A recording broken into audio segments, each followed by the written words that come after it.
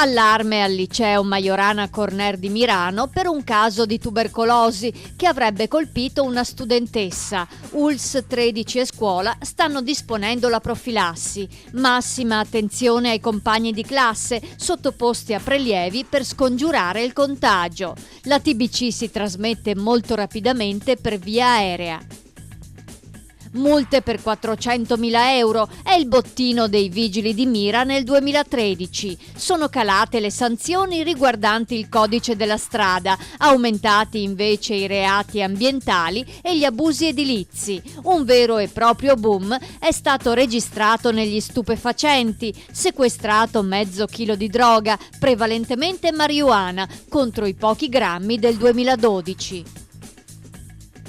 Treviso parte coi 30 all'ora, il nuovo limite di velocità dentro le mura voluto dalla giunta Manildo. È stata già posata la nuova segnaletica ai varchi di accesso, 22 cartelli ancora coperti. Da lunedì 3 febbraio il limite scenderà da 50 a 30 orari, ma almeno all'inizio ci sarà una tolleranza fino ai 40.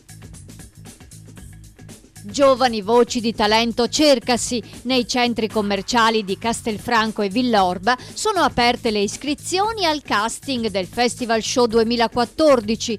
Verranno selezionati 12 artisti emergenti che l'estate prossima divideranno il palcoscenico coi big della musica. A scegliere le voci sarà una giuria di qualità con Luisa Corna, Platinette e Grazia Di Michele.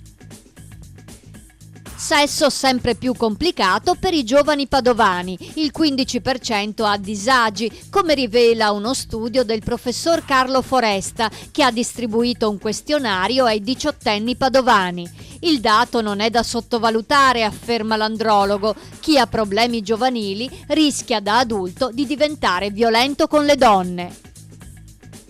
Sei di Padova se spopola su Facebook il nuovo modo di far comunità in rete. Si è di Padova se da piccoli si è saliti sui leoni del Pedrocchi, se si è passata la Pasquetta sui colli, se si è mangiato il panino con la porchetta al bar degli Osei, se quando vedi due pini marittimi in A4 ti senti subito a casa. Il gioco continua.